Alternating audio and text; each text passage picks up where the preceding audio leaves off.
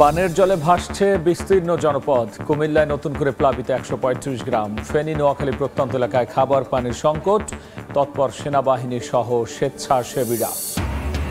বাংলাদেশ আর পুলিশই রাষ্ট্র হবে না, জাতির উদ্দেশ্যে ভাষণে ব্যবস্থার সংস্কারের সবার সমর্থন চাইলেন প্রধান উপদেষ্টা। বন্যার্তদের সহযোগিতায় এগিয়ে আসার আহ্বান।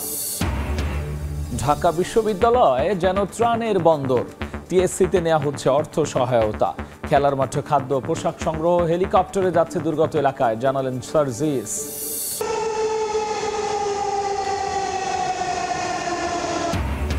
৩৭ দিন পর ঢাকার বুকে ছুটছে গতির মেট্রো রেল, যাত্রীদের সন্তোষ। সংস্কার করে মিরপুর ১০ ও কাজীপাড়া স্টেশনে দ্রুত চালুর আশ্বাস উপদেষ্টার।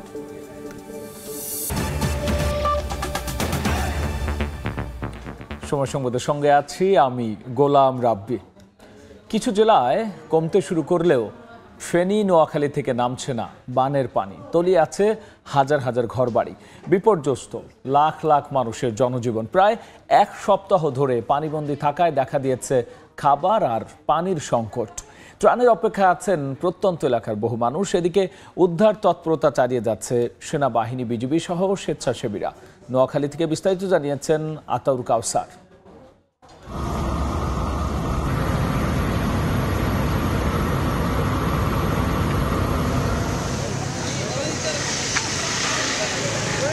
এই মুহূর্তে আমি আছি নোয়াখালীর বেগমগঞ্জের একটি জায়গায়, এটির নাম কেন্দুরবাগ দর্জিবাড়ি রাস্তার মুখ।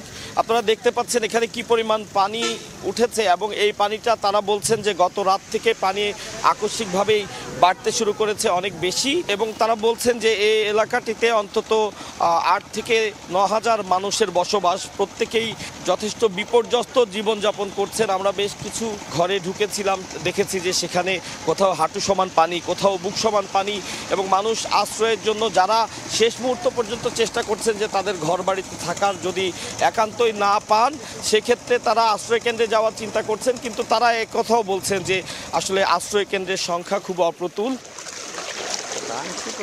ঘরের কোমর সমান পানি, এখানে আসলে বসবাসযোগ্য আর নেই বাসা। এভাবেই এখানকার মানুষজন বন্দি জীবনযাপন করছেন। তারা বলছেন তাদের কাছে সুপেয় পানি তো নেই, খাবারও নেই, এবং অনেকে অসুস্থ, কিন্তু সেই পর্যাপ্ত চিকিৎসার ব্যবস্থাও নেই। বুক সমান ঘরের ভিতর, আমরা ঘরে নাই, অন্য ঘরে চলে গেছে। ওখানে ছাদের উপরে কোন রকম ৫-৬ ফ্যামিলি আছে। বাংলাদেশের ১১টি জেলার যে বন্যা পরিস্থিতি, তার সাথে এখানে গত রাত থেকে পানির পরিমাণটি বাড়ছে। মানুষ আশঙ্কা করছেন যে এই অঞ্চলটি প্লাবিত হয়ে লক্ষ্মীপুরের দিকে পানি বাড়তে শুরু করছে। এখনই যদি আসলে মানুষ আশ্রয় কেন্দ্রের দিকে যাওয়ার সুযোগ না পান, তাহলে আরো ভয়াবহ বিপর্যয়ের সম্মুখীন হতে হবে তাদেরকে।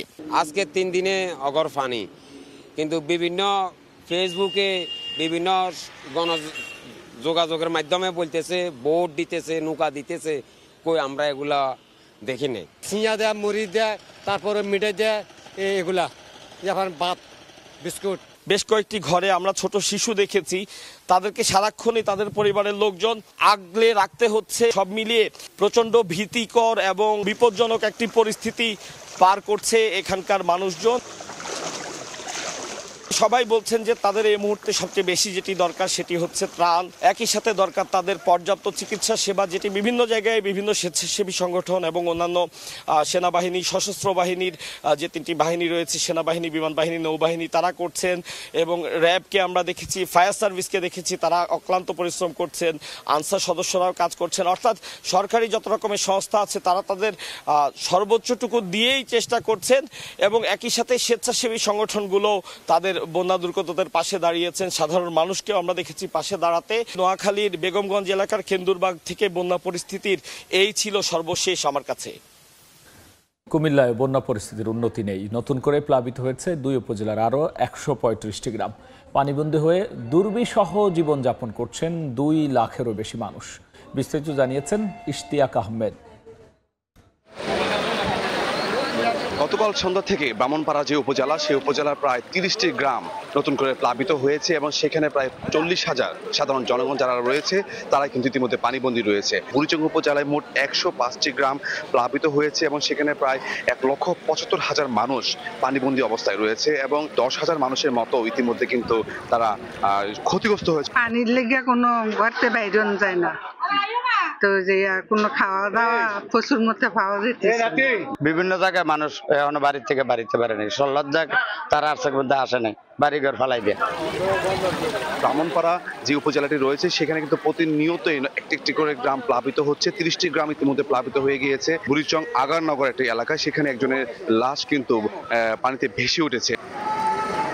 যাদেরকে উদ্ধার করে আশ্রয় কেন্দ্রে রাখা হয়েছে তাদেরকে কিন্তু বিশেষ করে যারা স্বেচ্ছাসেবী সংগঠনগুলো রয়েছে তারা তাদেরকে ত্রাণ দিচ্ছে, শুকনো খাবার, বিশুদ্ধ পানি, খাবার স্যালাইন সরবরাহ করছে। পুরো কুমিল্লা জেলা জুড়ে প্রায় 260টি মেডিকেল টিম করা হয়েছে। আমরা ত্রাণ সহযোগিতা পাচ্ছি না, অল্প অল্প যারা স্কুলে আছে তারে পাচ্ছে, ভিতরে অনেক বাড়িঘরে খাবার পৌঁছতেছে না। আমার বরাসার উচ্চ বিদ্যালয়ে আছে 500 লোক, 81টা পরিবার অলরেডি আশ্রয় নিয়ে রাখছে। 4000 হেক্টর ফসলের জমি কিন্তু ইতিমধ্যে প্লাবিত হয়েছে বলে আমরা জানতে পেরেছি। তো এই ছিল আমার কাছে সর্বশেষ কুমিল্লা থেকে ইশতিয়াক আহমেদ, সময় সংবাদ। ফেনীর বেশিরভাগ উপজেলায় বন্যা পরিস্থিতির কিছুটা উন্নতি হলো অপরিবর্তিত দাগনভূঞা ও সোনাগাজীতে। দু এক জায়গায় পানি কমার সঙ্গে সঙ্গে ফুটে উঠছে ক্ষয়ক্ষতির চিহ্ন। দুর্গত এলাকায় বিশুদ্ধ খাবার পানির সংকট চরমে। এখনও বন্ধ রয়েছে অধিকাংশ মোবাইল টাওয়ার। আরও জানাচ্ছেন আতিয়ার সজল। ফেনীর বন্যা পরিস্থিতি আসলে নিত্য নৈমিত্তিকভাবে নতুনভাবে ডাইভার্সন হচ্ছে বা নতুন রূপে দেখা যাচ্ছে। এক সপ্তাহ ধরে যে বন্যার তীব্রতা ধারণ করেছিল তার মধ্যে প্রথম দিকে যে ফেনীর ফুলগাজী, পরশুরাম এবং যে ছাগলনাইয়া, এই 3টি উপজেলা প্রথম দিকে আক্রান্ত হয়েছে এবং সেখানে কিন্তু পানিতে উঠে কিন্তু বাড়ি ঘর তলিয়ে, রাস্তাঘাট তলিয়ে কিন্তু একাকার অবস্থা হয়েছে। তারপরে কিন্তু 2 দিন পরেই কিন্তু সেই পানিটা ছড়িয়ে পড়ে ফেনী সদর উপজেলায়। ফেনী সদর উপজেলায় পানি কিন্তু গত কয়েকদিন ধরে একভাবে বৃদ্ধি পেতে থাকে, কিন্তু গতকাল রাত থেকে কিন্তু সেই পানি কমতে শুরু করে। কিন্তু ফেনী সদর উপজেলা এবং ছাগলনাইয়া, ফুলগাজী, পরশুরামের পানি কিছুটা কমলেও কিন্তু সংকট তৈরি হচ্ছে নতুন করে ফেনীর দাগনভূঞা উপজেলা এবং সোনাগাজী উপজেলায়। এই দুটি উপজেলায় এই যে পানিগুলো পর্যায়ক্রমে সেগুলো একের পর এক ছড়িয়ে যাচ্ছে সে দুটি উপজেলায়, যার কারণে গতকাল থেকেই কিন্তু সেখানকার এই দুটি উপজেলার বিভিন্ন বাড়িঘর তোলাতে শুরু করে এবং রাস্তাঘাট তোলাতে শুরু করে যোগাযোগ সেখানে বন্ধ হয়ে যেতে শুরু করে। আরেকটা সংকট তৈরি হয়েছে যেখানে পানি নেমে কিছুটা কমেছে, সেটা হচ্ছে ফুলগাজী, পরশুরামে এবং ছাগলনাইয়াতে।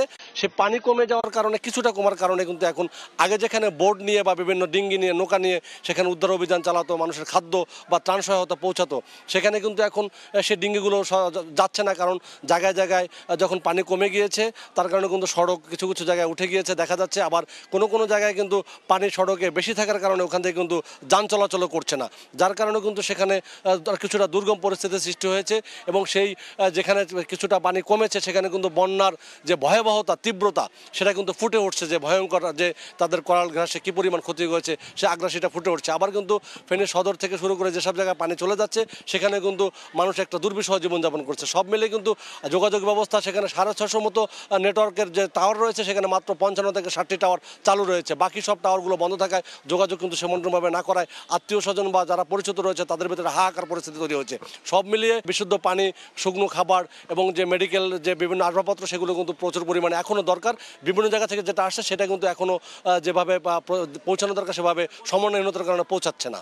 এই ছিল আমার কাছে এখানকার সবশেষ। অন্তর্বর্তী সরকার ঠিক কতদিন ক্ষমতা থাকবে সেই সিদ্ধান্ত নেবে দেশের জনগণ।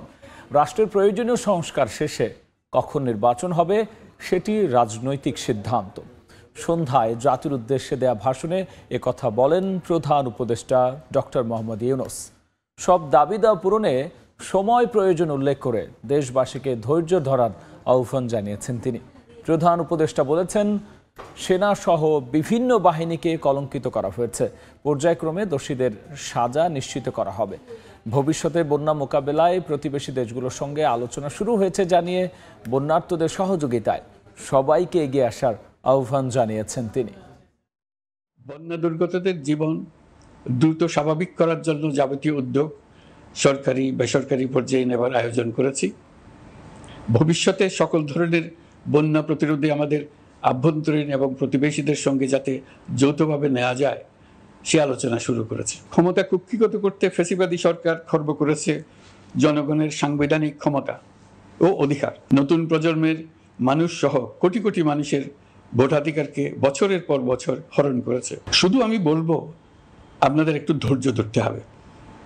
এখনই সব দাবি পূরণ করার জন্য জোর করা প্রতিষ্ঠানে ঢুকে ব্যক্তিবিশেষকে হুমকির মধ্যে ফেলা, মামলা গ্রহণের জন্য চাপ সৃষ্টি করা, বিচারের জন্য গ্রেফতারকৃত ব্যক্তিকে আদালতে হামলা করে আগেই এক ধরনের বিচার করে ফেলার যে প্রবণতা, তা থেকে বের হতে হবে। দেশপ্রেমিক সেনাবাহিনী, পুলিশ, বিজিবি, র্যাবকে গুম নির্যাতনের কাজে লাগিয়ে তাদের কলঙ্কিত করা হয়েছে। তারা দেশের গৌরব। তাদেরও কিছু অতি উৎসাহী সদস্যের কারণে পুরো বাহিনীকে আমরা কলঙ্কিত দেখতে চাই না। আমরা অপরাধীদের চিহ্নিত করতে চাই এবং তাদের শাস্তি দিতে চাই। আমাদের দায়িত্ব গ্রহণের পর থেকে প্রতিদিন সচিবালয়ে, আমার অফিসের আশেপাশে, শহরের বিভিন্ন স্থানে সমাবেশ করা হচ্ছে। গত 16 বছরের অনেক দুঃখ কষ্ট আপনাদের জমা আছে, সেটা আমরা বুঝি। আমাদের যদি কাজ করতে না দেন, তাহলে এই দুঃখ ঘোচানোর সকল পথ বন্ধ হয়ে যাবে। আপনাদের কাছে একান্ত অনুরোধ, আমাদের কাজ করতে দেন। আপনাদের যা চাওয়া তা লিখিতভাবে আমাদেরকে দিয়ে যান। একটা বিষয়ে সবাই জানতে আগ্রহী, কখন আমাদের সরকার বিদায় নেবে। এটার জবাব আপনাদের হাতে। কখন আপনারা আমাদেরকে বিদায় দেবেন, কখন নির্বাচন হবে, সেটা সম্পূর্ণ রাজনৈতিক সিদ্ধান্ত, আমাদের সিদ্ধান্ত নয়। দেশবাসীকে ঠিক করতে হবে আপনারা কখন আমাদেরকে ছেড়ে দেবেন। তারা যখনই বলবে আমরা চলে যাব। আমরা সংস্কারের অংশ হিসেবে নির্বাচন কমিশনকেও সংস্কার করব। কমিশনকে যে কোনো সময় আদর্শ নির্বাচনের জন্য প্রস্তুত রাখব। তবে চূড়ান্ত সিদ্ধান্ত রাজনৈতিক সিদ্ধান্ত, সেটা রাজনৈতিক আলোচনা থেকেই আসবে। এই দিক নির্দেশনা না পেলে আমরা দাতা সরকার এবং আন্তর্জাতিক অর্থনৈতিক প্রতিষ্ঠানসমূহের সঙ্গে আলোচনায় দৃঢ়তার সঙ্গে অগ্রসর হতে পারছি না। আমি নিশ্চয়তা দিচ্ছি, আমরা আমাদের পক্ষ থেকে মেয়াদ বৃদ্ধির কোনো প্রশ্ন তুলব না। আমরা আপনাদের সকলের দোয়া চাই। বন্যার্তদের জন্য গঠিত প্রধান উপদেষ্টার ত্রাণ তহবিলে 20,000 মার্কিন ডলার অনুদান দিয়েছেন চীনের রাষ্ট্রদূত ইয়া ওয়েন। সকালে রাষ্ট্রীয় অতিথি ভবন যমুনায় ডক্টর মোহাম্মদ ইউনূস ও রাষ্ট্রদূতের সাক্ষাতে এই অর্থ তুলে দেন তিনি। এ সময় তিনি অন্তর্বর্তী সরকারকে স্বাগত জানানোর পাশাপাশি ইউনূসকে প্রধান উপদেষ্টা হিসেবে অভিনন্দন জানান। সাক্ষাতে গণতান্ত্রিক ও সমৃদ্ধ বাংলাদেশ গড়তে অন্তর্বর্তী সরকারকে চীন সহযোগিতা করবে বলে জানান রাষ্ট্রদূত। প্রধান উপদেষ্টা এবং অন্তর্বর্তী সরকারের নেতৃত্বে বাংলাদেশ দুর্যোগ কাটিয়ে উঠবে বলে আশা প্রকাশ করেন চীনের রাষ্ট্রদূত ইয়া ওয়েন। চীনা দূতাবাস এক প্রেস বিজ্ঞপ্তিতে জানায়, ভয়াবহ বন্যায় প্রাণহানি ও সম্পদের ক্ষয়ক্ষতি দেখে মর্মাহত চীন। চীনের রেড ক্রস সোসাইটি জরুরি মানবিক সহায়তার জন্য বাংলাদেশ রেড ক্রিসেন্ট সোসাইটিকে নগদ $1 লাখ অনুদান দেবে। সময় সংবাদে আরও থাকছে। 1000 টাকা কেজিতে বিক্রি হচ্ছিল কাঁচামরিচ। চট্টগ্রামে ভোক্তা অধিকারের অভিযানে একদিনে নামল 300 টাকায়। মহাসড়কে ট্রাক আটকে থাকায় দাম বাড়ার দাবি ব্যবসায়ীদের।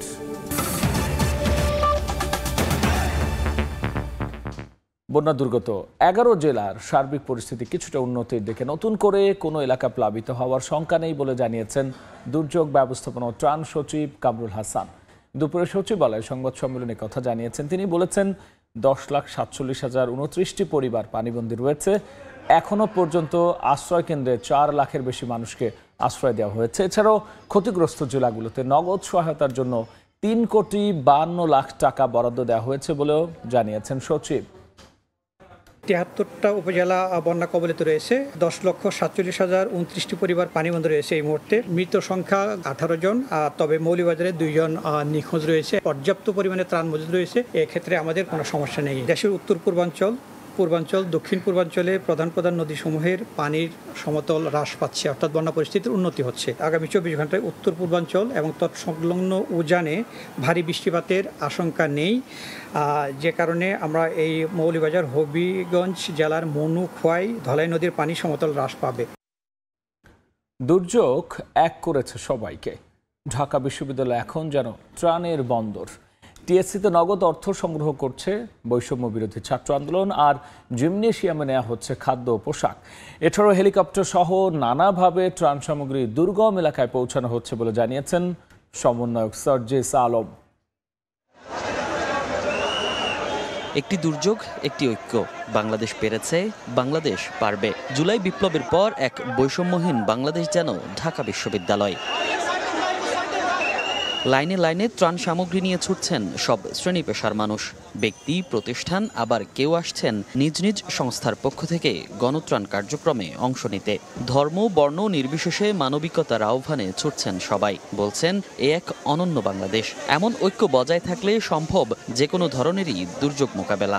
এই যে বাচ্চাদের মৃত্যুটা, এটা আমি মেনে নিতে পারছি না। আমি এখনো মেন্টালি আমি ট্রমার মধ্যে আছি। আমার ভিতরে কেমন যেন সবসময় একটা অস্থিরতা কাজ করে যে যদি কিছু করতে পারি এদের জন্য। আমার থেকে তারা খুবই কষ্টে আছে, তখন নিজেকে খুব অসহায় মনে হয় যে আমি এত ভালো জায়গায় আছি কিন্তু তারা এত কষ্টে আছে। আগে আমরা আসলে কখনো এরকম দেখিনি যে এরকম স্টুডেন্টরা এসে ছোট থেকে শুরু করে একদম অনেক বৃদ্ধ মানুষরা এসে কাজ করছে। অনেকে দেখলাম পিকআপ ভাড়া করে নিয়ে এসেছে। আসলে বাঙালিদের যে একটা ঐক্য, সেটা আসলে এই দুর্যোগের সময় বেশি করে বোঝা যায় যে আমরা কাউকে আলাদা করে দেখি না, আমরা সবাই মিলে এক। এদিকে শনিবার সংগ্রহ করা ত্রাণ সামগ্রী হেলিকপ্টারে করে দুর্গত এলাকায় পাঠানো হয়েছে। পরিবহনে সাহায্য করছে ফায়ার সার্ভিস। সমন্বয়করা বলছেন বন্যা কবলিত প্রত্যন্ত এলাকায়ও পৌঁছানো হবে ত্রাণ। আমাদের এখন হচ্ছে যে প্যাকেটগুলো যাচ্ছে, আসলে এগুলো এখন হেলিকপ্টারের মাধ্যমে ইমার্জেন্সিতে আসলে নোয়াখালীতে যাবে এবং ফেনীতে যাবে। এমনও অনেক জায়গায় রয়েছে যেখানে নৌকা দিয়েও সবাই প্রত্যেকটি গ্রামে গ্রামে পৌঁছাতে পারছে না। তো সেই জায়গা থেকে আসলে বিভিন্ন জায়গায় দেখা যাচ্ছে যে আমাদের কিছু কিছু ভাই বোনরা আসলে যতটুকু তাদের ত্রাণ প্রয়োজন ততটুকু আসলে ওই জায়গা থেকে পাচ্ছে না। কিন্তু আমাদের কাছে যদি কোনো মেসেজ আসে, আমরা সাথে সাথে চেষ্টা করছি যে কোনো উপায় সেটি সেখানে পৌঁছে দেওয়ার জন্য। চতুর্থ দিনের ত্রাণ সংগ্রহ কার্যক্রমে নগদ অর্থ নেওয়া হয় টিএসসিতে এবং অন্যান্য সামগ্রী সংগ্রহ করা হয় ঢাকা বিশ্ববিদ্যালয়ের শারীরিক শিক্ষা কেন্দ্রে। মনির হোসাইন, সময় সংবাদ, ঢাকা। রাষ্ট্র সংস্কারে 3 মাসের বেশি সময় দরকার নেই, তবুও অন্তর্বর্তী সরকারকে যৌক্তিক সময় দেবে বিএনপি, এমনটাই বলেছেন মির্জা ফখরুল ইসলাম আলমগীর। সিলেটে গণমাধ্যমের সঙ্গে মতবিনিময় অনুষ্ঠানে তিনি আরও বলেছেন, জনগণের ভোটে নির্বাচিতরা গণতান্ত্রিক বাংলাদেশ গড়ে তুলবে। গত 6 আগস্ট নোবেলজয়ী অধ্যাপক ডক্টর মোহাম্মদ ইউনূসের নেতৃত্বে গঠিত হয় বাংলাদেশের নতুন অন্তর্বর্তীকালীন সরকার। রাষ্ট্র সংস্কার করে দুর্নীতি দুর্বৃত্তায়ন মুক্ত গণতান্ত্রিক বাংলাদেশ গড়ার শপথ নেন উপদেষ্টারা ও নিরাপত্তা বিধান করিব। রোববার সিলেটে গণমাধ্যম কর্মীদের সঙ্গে মতবিনিময় অনুষ্ঠানে বিএনপি মহাসচিব মির্জা ফখরুল ইসলাম আলমগীর বলেন, নির্বাচন কমিশন সহ রাষ্ট্রের গুরুত্বপূর্ণ অবকাঠামো সংস্কারে অন্তর্বর্তীকালীন সরকারকে যৌক্তিক সময় দেবে তার দল। যেমন ইলেকশন কমিশন ঠিক করতে হবে, তাই না? রিফর্ম, আপনার অ্যাডমিনিস্ট্রেশনকে রিফর্ম করতে হবে যা আছে। এগুলো খুব বেশি সময় লাগার কথা না। কিন্তু আমরা দেখেছি যে আপনার লতিফুর রহমান সাহেবের গভর্নমেন্ট যখন ছিল 3 মাসের মধ্যে ওনারা একবার সব ক্লিন করে ফেলেছিলেন। খুব কঠিন কাজ না। হ্যাঁ, আপনার এখানে এত গভীরে গেছে আওয়ামী লীগের দুর্বৃত্তায়ন যে সেটাকে একেবারে মূলত পাঠন করতে হলে তো আপনার 10 বছরের নিচে হবে না। বাট 10 বছর তো জাতি অপেক্ষা করবে না। আপনাকে এগুলো জনগণের প্রতিনিধিদের মাধ্যমে সংস্কারটা আনতে হবে। আপনি করলেন, র্যাটিফাই করতে হবে না, পার্লামেন্টে নিতে হবে না, আপনার তো অ্যাকাউন্টেবল থাকতে হবে সবকিছুর জন্য। দ্রুততম সময়ে নির্বাচন আয়োজনে অন্তর্বর্তী সরকারের প্রতি আহ্বান জানান বিএনপি মহাসচিব। অন্তর্বর্তীকালীন সরকারকে আমরা যৌক্তিক সময় দিতে চাই এবং সেই যৌক্তিক সময়ে যেটা বলেছি যে আপনার একটা সংস্কার, যেগুলো জায়গায় সংস্কার কথা বলা হয়েছে, সেই সংস্কার করতে যতটুকু সময় লাগে, বাট এটা যৌক্তিক সময় হতে হবে। এর আগে রাজধানীতে দলের প্রতিষ্ঠাতা জিয়াউর রহমানের সমাধিতে শ্রদ্ধা জানিয়ে বিএনপির স্থায়ী কমিটির সদস্য অবসরপ্রাপ্ত মেজর হাফিজ উদ্দিন আয়নাঘরের সৃষ্টিকারী ও দোসরদের বিচারের আওতায় আনার দাবি জানান। আয়নাঘরের স্রষ্টাদের কারোই তো কিছু হচ্ছে না। একজনকে মাত্র গ্রেফতার করা হয়েছে। 20টি দিন অতিবাহিত হয়েছে, কিন্তু এখন পর্যন্ত মনে হয় না যে এই দেশে বিপ্লবীদের সরকার প্রতিষ্ঠিত হয়েছে। অন্তর্বর্তীকালীন সরকারকে প্রয়োজনীয় সহযোগিতা করা হবে বলেও জানান বিএনপি নেতারা। মার্জিয়া মুমু, সময় সংবাদ, ঢাকা। রূপপুর পারমাণবিক বিদ্যুৎ প্রকল্পে সাবেক প্রধানমন্ত্রী শেখ হাসিনাকে $500 কোটি ঘুষ দেওয়ার অভিযোগ মিথ্যা ও গুজব বলে জানিয়েছেন রাশিয়ার রাষ্ট্রদূত আলেকজান্ডার ভিয়েমন্টেটাসকে। বললেন, মস্কো এত বোকা নয় যে কাউকে এত অর্থ দেবে। বিকেল অর্থ উপদেষ্টা সালেহ উদ্দিনের সঙ্গে বৈঠক শেষে রুশ রাষ্ট্রদূত আরও জানিয়েছেন, ঋণের কিস্তি পরিশোধ শুরুর সময় 2 বছর পেছানোর বিষয়ে আলোচনা চলছে। 1200 কোটি ডলারের রূপপুর পারমাণবিক বিদ্যুৎ কেন্দ্র নির্মাণ প্রকল্প থেকে 500 কোটি ডলার আত্মসাৎ করেছেন সাবেক প্রধানমন্ত্রী শেখ হাসিনা। সম্প্রতি এক প্রতিবেদনে এই তথ্য জানায় গ্লোবাল ডিফেন্স কর্প নামের একটি পোর্টাল, যেখানে বলা হয় রূপপুর প্রকল্প বাস্তবায়নকারী সংস্থা রোসাটম মালয়েশিয়ার একটি ব্যাংকের মাধ্যমে শেখ হাসিনাকে এ অর্থ আত্মসাতের সুযোগ করে দেয়, যাতে মধ্যস্থতা করেন ছেলে সজীব অজেদ জয় ও ভাগ্নি টিউলিপ সিদ্দিক। যদিও সাবেক প্রধানমন্ত্রীর অর্থ আত্মসাতের অভিযোগ প্রত্যাখ্যান করেছে রোসাটম। রোববার আগারগাঁওয়ে ইআরডিতে অর্থ উপদেষ্টার সঙ্গে বৈঠক শেষে গ্লোবাল ডিফেন্স কর্পের প্রতিবেদনকে মিথ্যা ও গুজব বলে মন্তব্য করলেন ঢাকায় নিযুক্ত রাশিয়ার রাষ্ট্রদূত আলেকজান্ডার মান্টেটোস্কি। এ সময় 2027 সালের পরিবর্তে 2029 সাল থেকে রূপপুর প্রকল্পের ঋণের কিস্তি পরিশোধ শুরু নিয়ে দুদেশের মধ্যে আলোচনা চলছে বলেও জানান রুশ রাষ্ট্রদূত। $5 billion. Yeah. It's a big amount. Of course. And how it can be done? To give to somebody $5 billion when the construction is just a little bit. So do you think that we are so much crazy to give $5 billion to somebody? এদিকে এনএসিতে UN রিপ্রেজেন্টেটিভদের সঙ্গে বৈঠক শেষে অর্থ উপদেষ্টা জানান, দেশ থেকে পাচার হওয়া অর্থ ফেরত আনতে কাজ করছে সরকার। আলোচনা চলছে আইএমএফ এর কাছ থেকে আরো $3 বিলিয়ন ঋণ নেওয়ার বিষয়েও। বাইরের টাকা পাচার বন্ধ হবে, আর বাইরে যে পাচার করেছে সেটা ফিরিয়ে আনার যথেষ্ট চেষ্টা করা হবে। সেজন্য বাংলাদেশ ব্যাংক এরা কাজ করছে। এ সময় দেশে আর কালো টাকা তৈরির সুযোগ দেওয়া হবে না বলেও জানান অর্থ উপদেষ্টা। শুভ খান, সময় সংবাদ, ঢাকা। মঙ্গলবার আপিল বিভাগের রেজিস্ট্রারে সংবিধানের 13শ সংশোধনীর রিভিশন আবেদন জমা দেওয়া হবে।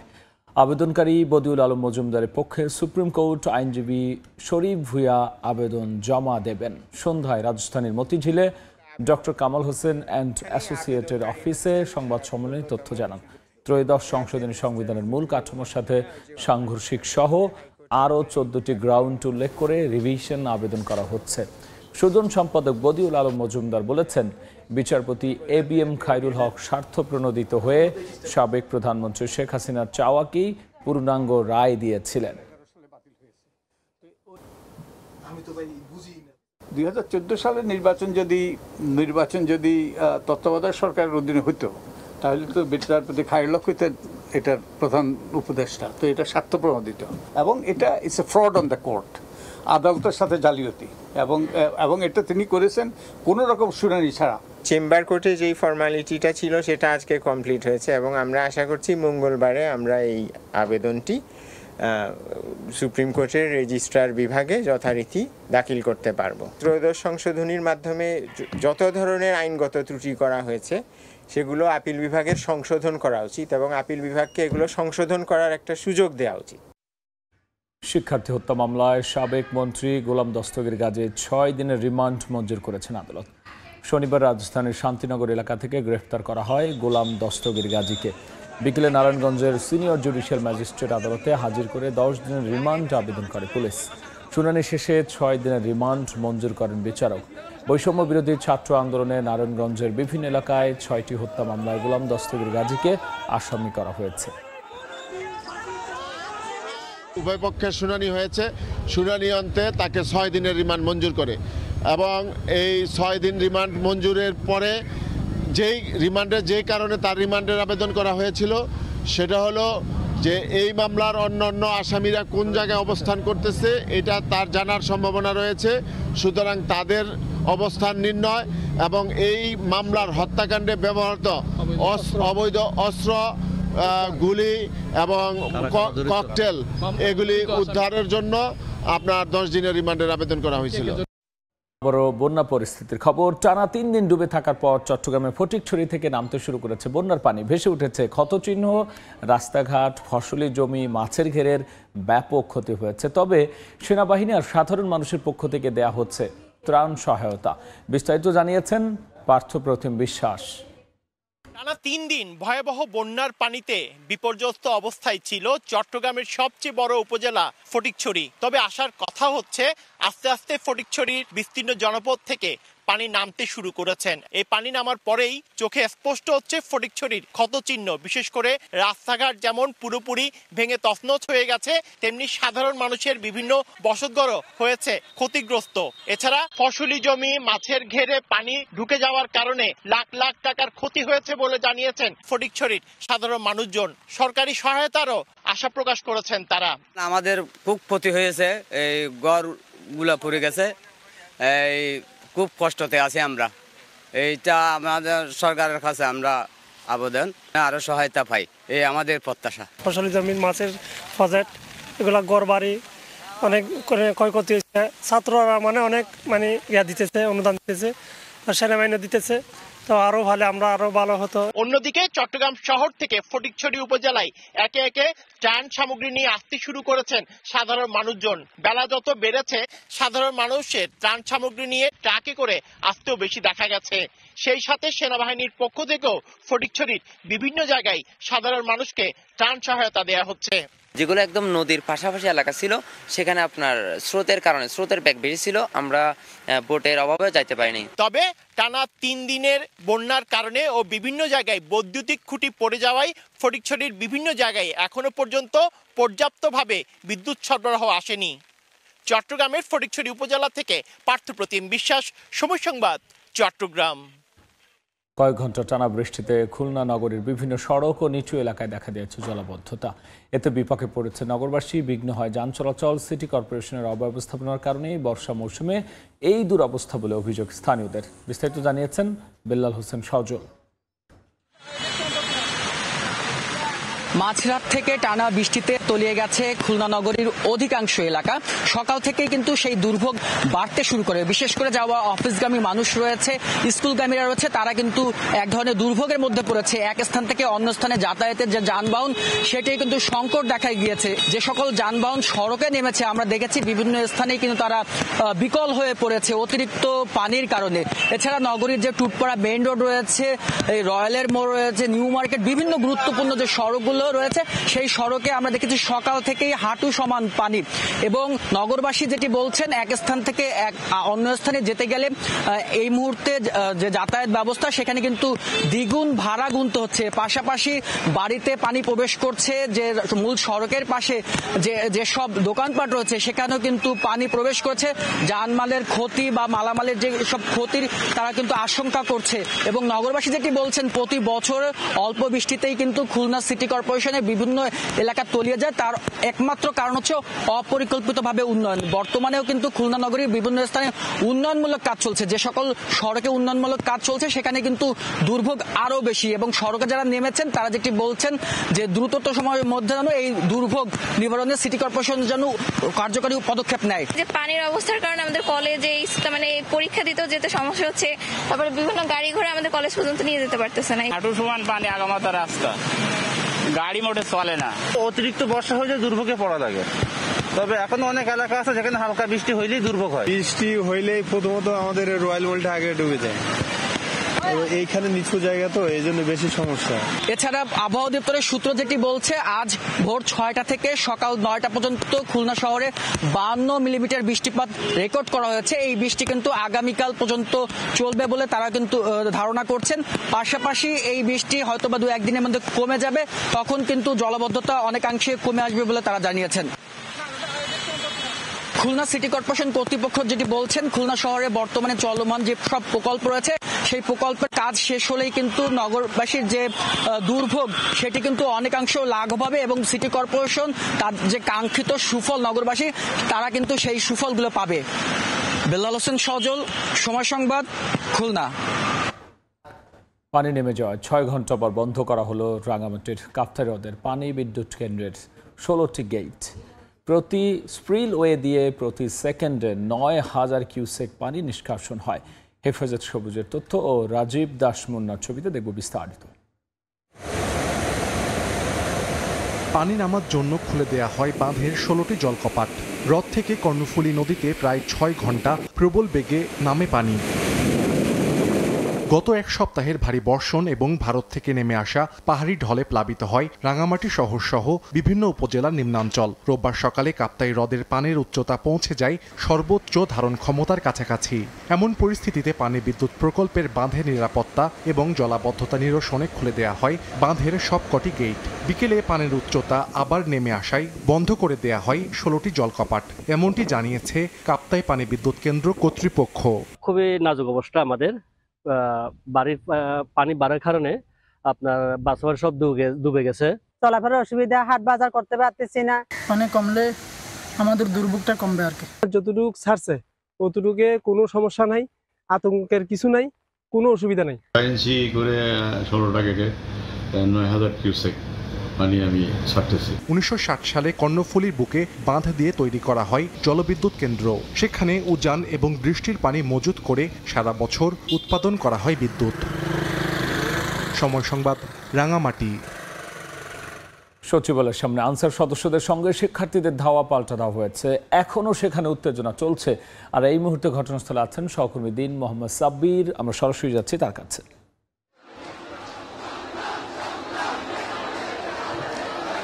আপনারা দেখছেন যে সচিবালয় এলাকায় বিপুল পরিমাণ শিক্ষার্থী এবং আইন শৃঙ্খলা বাহিনীর ব্যাপক উপস্থিতি।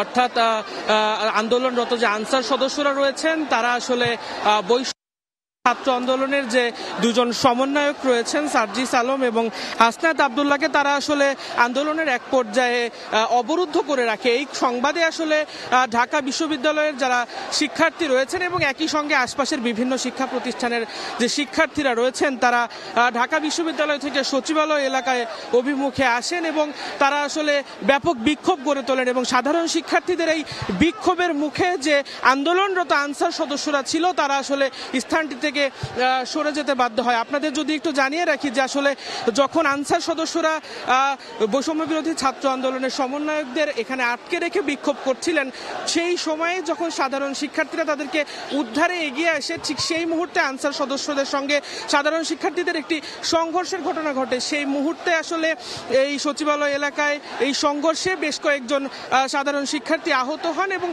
এখানে যারা অবস্থান করছেন তাদের কয়েকজনের সঙ্গে আমরা কথা বলাই। তারা আমাদেরকে যেমনটি জানিয়েছেন যে আসলে সেই আহত শিক্ষার্থীদেরকে চিকিৎসার জন্য হাসপাতালে নিয়ে যাওয়া হয়েছে। আপনারা দেখছেন যে আসলে সচিবালয় এলাকায় যেখানে আনসার সদস্যদের এই বিক্ষোভের পরবর্তী অবস্থানে আসলে সাধারণ শিক্ষার্থীরা কিন্তু সচিবালয় এলাকায় এখনো ছেড়ে যায়নি। তারা তাদের সেই যে আন্দোলন, তাদের যে সেই বিক্ষোভ তারা চালিয়ে যাচ্ছেন এবং একই সঙ্গে এই স্থানটিতে আমরা দেখতে পেয়েছি সেনাবাহিনী, র্যাব, পুলিশ সহ বিভিন্ন আইন শৃঙ্খলা বাহিনী, রক্ষা বাহিনীর সদস্যরা আসলে এখানে এসে উপস্থিত হয়েছেন। আপনাদের আমরা দেখানোর চেষ্টা করি এই মুহূর্তেও আসলে র্যাবের একটি বড় একটি ফোর্স এই মুহূর্তে আসলে সচিবালয় এলাকায় এসে প্রবেশ করেছেন। আপনারা দেখছেন সাধারণ শিক্ষার্থীরা তুমুল স্লোগানে তাদের এই বিক্ষোভ চালিয়ে যাচ্ছেন। আপনাদের দেখানোর চেষ্টা করছি সাধারণ শিক্ষার্থীরা তাদের যে দাবি, তাদের যে ক্ষোভ, অর্থাৎ বৈষম্য বিরোধী ছাত্র আন্দোলনের যে সমন্বয়ক রয়েছেন তাদের আটকে রাখার যে প্রতিবাদ, সেই প্রতিবাদ ধ্বনি তারা আসলে তাদের এই মিছিল স্লোগানের মাধ্যমে তারা প্রকাশ করার চেষ্টা করছেন।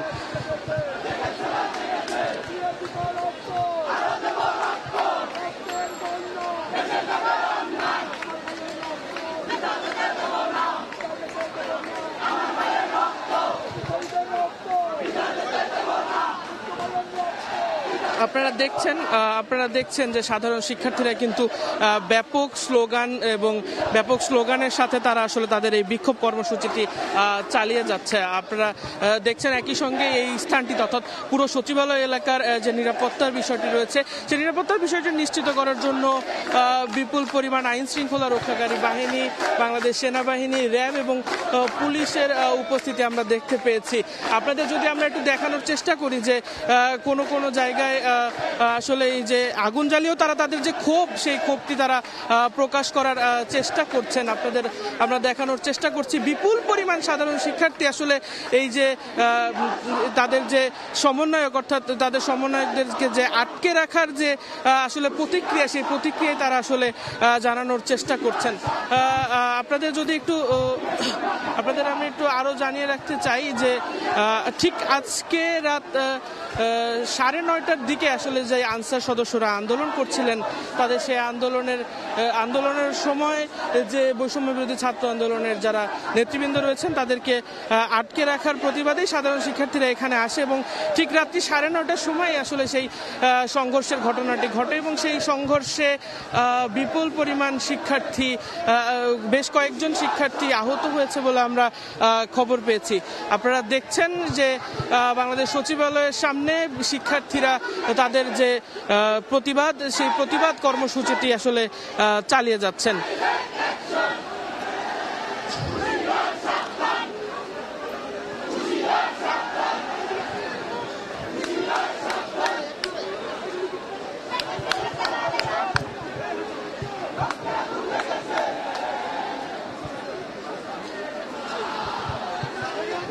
আপনারা দেখছেন যে এই স্থলটিতে এখন পর্যন্ত আসলে টুকরো টুকরো দলে, ক্ষুদ্র ক্ষুদ্র টিমে ভাগ হয়ে শিক্ষার্থীরা এখানে আসছেন এবং এই বিক্ষোভটিকে আরো জমায়েত করে তুলছেন। তারা একই সঙ্গে নানা স্লোগানে আসলে তাদের যে প্রতিবাদ ধ্বনি, সেই স্লোগানে তারা আসলে সেই প্রতিবাদ ধ্বনিটি উচ্চারণ করছেন।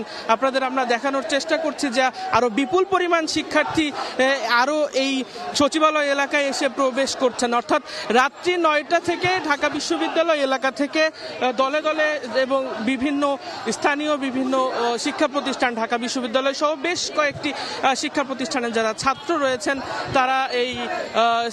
তারা বেশ কয়েকজন যারা ছাত্রছাত্রী রয়েছেন তারা সচিবালয় এলাকায় এসছেন এবং তারা তাদের যে বিক্ষোভ, যে প্রতিবাদ, সেই প্রতিবাদটি তারা চালিয়ে যাচ্ছেন।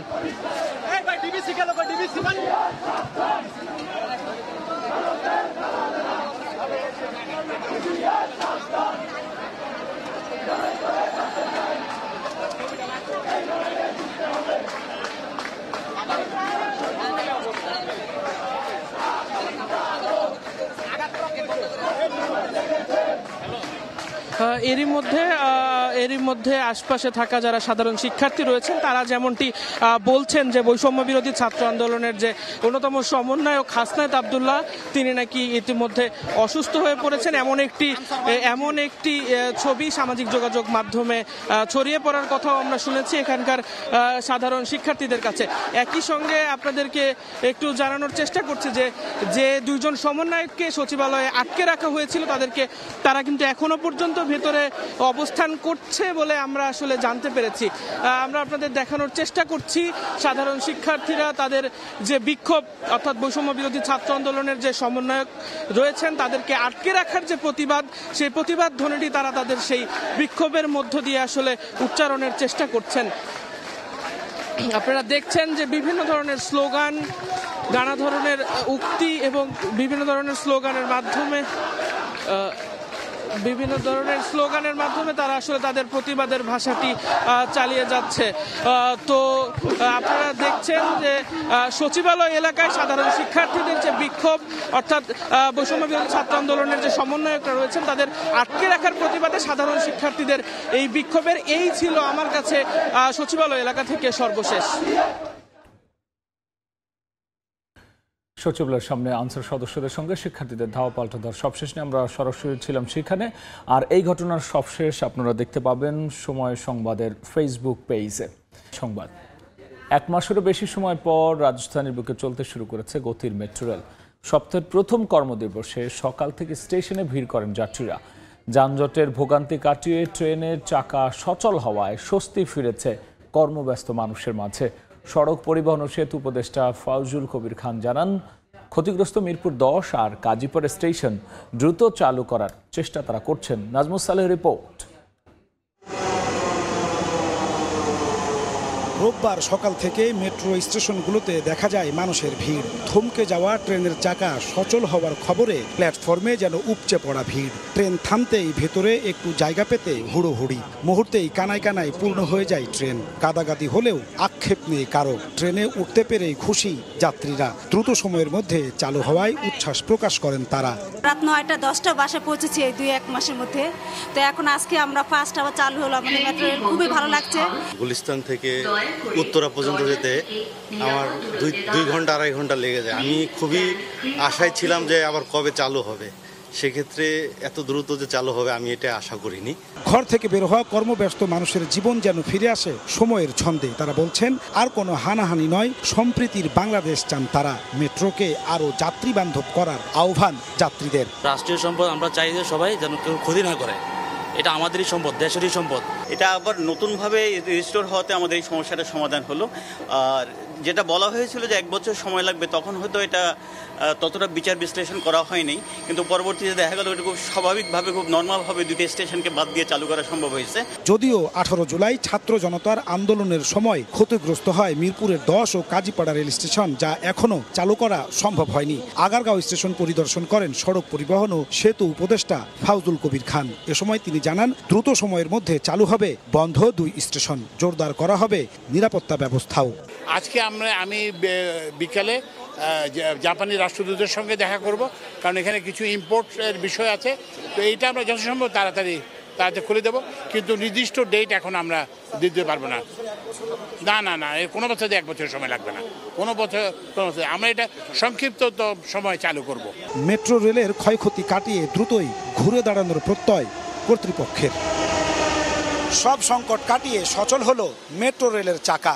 এর মধ্য দিয়ে স্বস্তি ফিরল নগর জীবনে। যাত্রীরা বলছেন, মেট্রো রেল শুধু নগরের যানজটই কমাবে না, সমৃদ্ধি আনবে জাতীয় অর্থনীতিতেও। নাজমুস সালেহী, সময় সংবাদ, ঢাকা।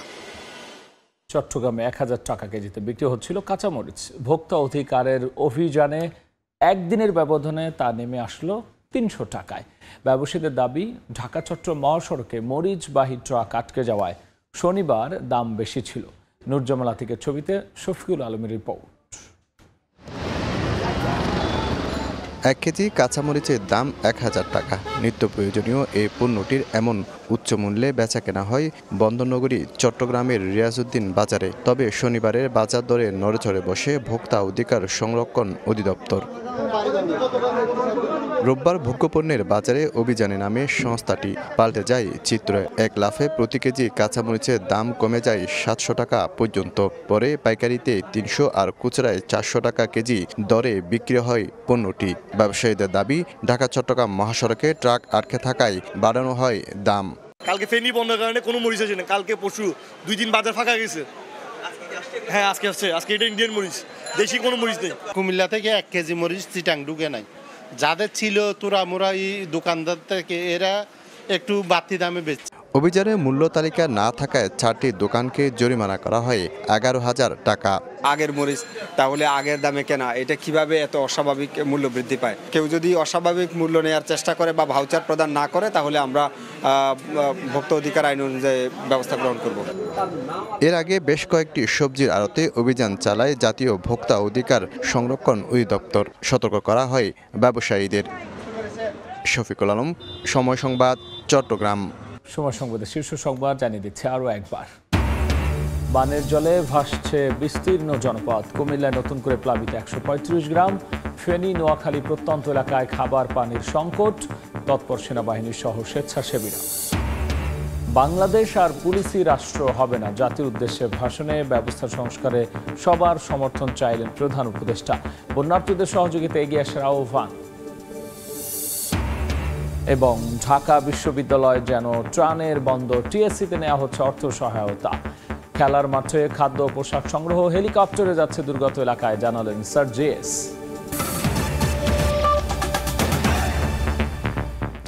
এই ছিল সময় সংবাদে, সঙ্গেই থাকুন সময়।